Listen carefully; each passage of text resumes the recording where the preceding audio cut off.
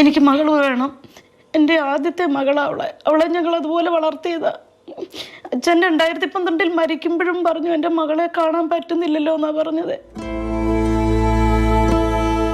മാസങ്ങൾക്ക് മുൻപ് മകൾ വിദ്യയെ അന്വേഷിച്ച് UAE-യിലെത്തിയപ്പോൾ പത്തനംതിട്ട അയിരൂർ സ്വദേശി സുശീല രാമകൃഷ്ണൻ മാതൃഭൂമി ന്യൂസിനോട് കരഞ്ഞു പറഞ്ഞ വാക്കുകളാണ് ഇത്.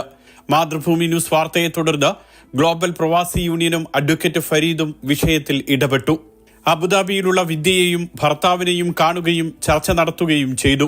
UAE-യിലെ നിയമ നടപടികൾ പൂർത്തിയാക്കി വിദ്യയെ ഉടൻ നാട്ടിലേക്ക് അയക്കുമെന്ന് അഡ്വക്കേറ്റ് ഫരീദ് വ്യക്തമാക്കി.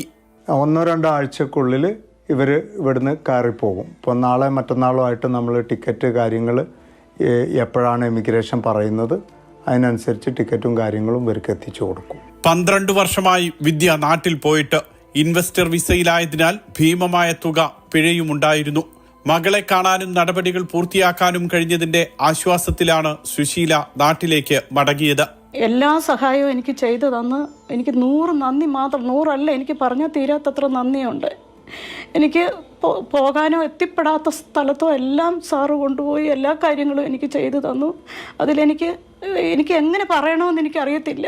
വിദ്യയുമായുള്ള വിവാഹബന്ധം നേരത്തെ വേർപ്പെടുത്തിയതാണെന്ന് ഭർത്താവ് അഡ്വക്കേറ്റ് ഫരീദിനെ അറിയിച്ചു.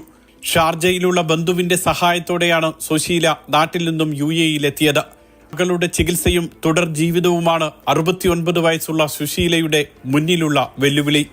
Suresh Vellimuttam, Mathrubhumi news, Sharjah.